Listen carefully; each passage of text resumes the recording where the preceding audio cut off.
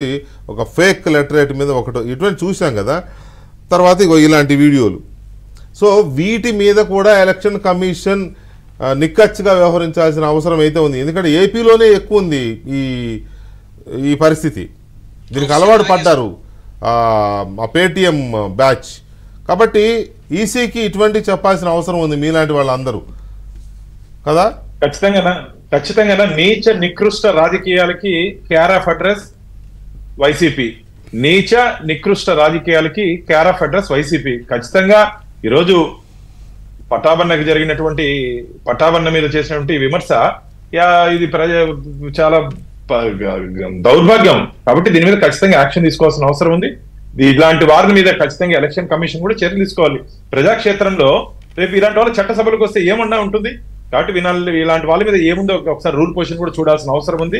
వీళ్ళ మీద ఏ విధమైన చర్యలు తీసుకునే అవకాశం ఉందో ఖచ్చితంగా దీని మీద మేము కూడా ఒకసారి పెద్దలతో మాట్లాడి ఏ విధంగా దీన్ని ఎలక్షన్ కమిషన్ ఫిర్యాదు చేయాలో మేము కూడా చేస్తాం. ఎందుకంటే ఈ రోజు పటాబ్ గారికి జరిగింది, రేపు ఇంకొకటి జరుగుతుంది, మొన్నటి ఇంకొకటి జరుగుతుంది.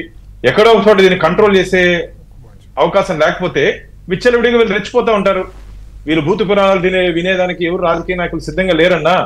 ఈరోజు సౌమ్యంగా ఉన్నాం. టిట్ ఫర్ టాట్ అనేది ఉంటుంది రాజకీయాల్లో దెబ్బకి.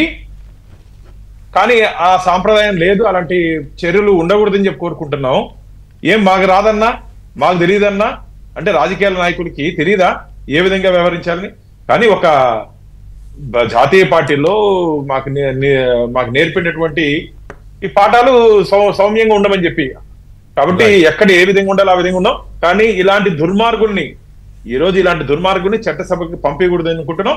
ఏ విధంగా కేంద్ర ఎన్నికల సంఘాన్ని దీని మీద యాక్షన్ తీసుకునే అవకాశం ఉంటుందో ఖచ్చితంగా తీసుకోవాలని చెప్పి మీ ద్వారా కోరుకుంటున్నాం. రైట్ విక్రమ్ గారు, ఈ టైప్ ఆఫ్ అంటే దాన్ని ఏమన్నా ప్రచారం వాడడానికి కూడా లేదు. దాని ప్రచారం కదా, ఇంకేదో పదం వాడాలి అంటే అభూత కల్పన